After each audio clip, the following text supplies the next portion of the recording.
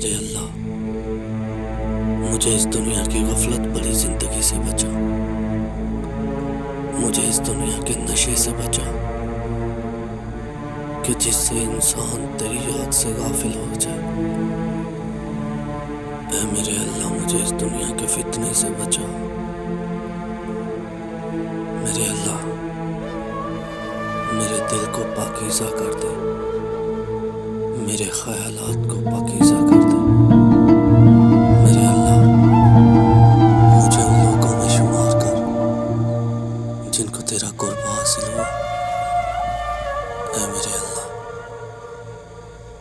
मुझे सीधे रास्ते पे चला। मेरे अल्लाह, मुझे भटके हुए में न डालियो। बेशक मेरे अल्लाह,